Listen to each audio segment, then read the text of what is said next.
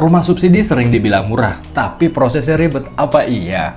Nah, video ini cocok banget buat kamu yang rencana ingin mengambil rumah subsidi. Yuk kita sama bahas apa saja sih seluk-beluk daripada rumah subsidi. Tapi sebelumnya, pastiin kamu udah klik tombol subscribe dan juga aktifin loncengnya biar kamu gak ketinggalan seputar bisnis, properti, dan juga pengembangan diri.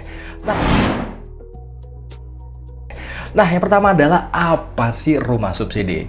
Rumah subsidi itu adalah program dari pemerintah untuk membantu masyarakat mempunyai rumah. Tentunya dengan harga yang terjangkau, cicilan yang murah, suku bunga yang rendah, untuk memastikan masyarakat di Indonesia bisa memiliki rumah dengan program pemerintah. Lalu yang kedua, untuk siapa? Rumah subsidi.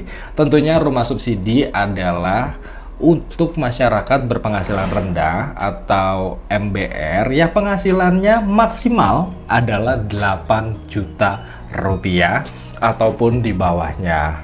Dan pastinya belum pernah mengambil KPR rumah. Apa sih kelebihan dan juga kekurangan daripada rumah subsidi? Kelebihannya ya sama-sama kita tahu bahwa harganya mulai dari 160 jutaan aja kamu udah bisa punya rumah. Cicilannya ya paling sekitar di angka 1 jutaan aja per bulan.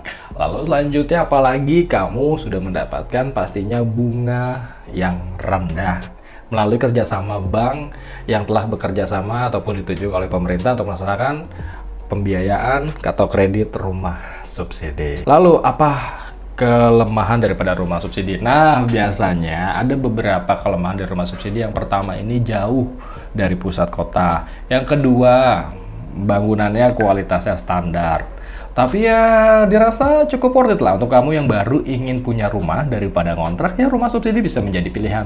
Tapi perlu diingat di tahun 2024, apalagi sekarang 2025, para pengembang ataupun developer sama-sama meningkatkan kualitas daripada rumah subsidi. Karena persaingan daripada developer pun cukup ketat bagaimana untuk mereka menarik daripada customer untuk tertarik membeli rumah subsidi. Nah, itu dia. Dan yang terakhir adalah bagaimana cara kamu mengajukan rumah subsidi.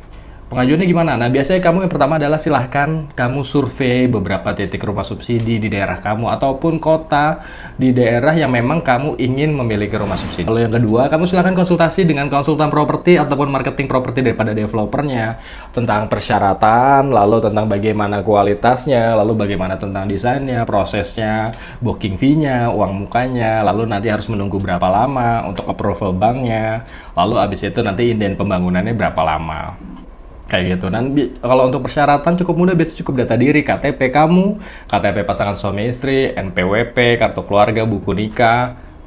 Lalu habis itu kalau seandainya kamu sudah bercerai, ya akta cerai. Kalau emang kamu pengusaha, berarti data diri ditambah dengan laporan keuangan usaha kamu. Tapi kalau emang kamu karyawan, cukup lampirkan slip gaji, misalnya slip gaji 3 bulan terakhir, lalu ada surat pernyataan dari kantor bahwa kamu memang sudah karyawan tetap di perusahaan tersebut, seperti itu. Jadi kalau memang kamu opsinya adalah memiliki rumah hunian pertama dengan budget ya dirasa cukup murah, dengan angsuran yang paling hanya 1 jutaan, DP-nya ini dia variatif daripada developer atau pengembang dari propertinya masing-masing. Mulai dari harga 1 juta DP, ada yang 5 juta, 10 juta, 20 juta. Nah, nanti dikembalikan lagi. Silakan kamu konsultasikan kepada konsultan properti ataupun marketing propertinya berapa biaya DP all in sampai dengan terima kunci. Nah, seperti itu. Jadi gimana? Masih tertarik untuk membeli rumah subsidi atau mau pilih sewa rumah aja? Nggak ada masalah. Tapi rumah subsidi kalau aku rasa bisa menjadi opsi pilihan rumah pertama kamu untuk memiliki rumah. Apalagi sekarang banyak banget nih konten-konten di TikTok ataupun YouTube tentang renovasi rumah subsidi yang jadi semakin estetik. Kalau emang kamu suka sama video ini, jangan lupa diklik tombol subscribe, dikasih like, ataupun mungkin ada pertanyaan atau kita mau bahas apa nih di konten selanjutnya, silahkan aja tulis di kolom komentar.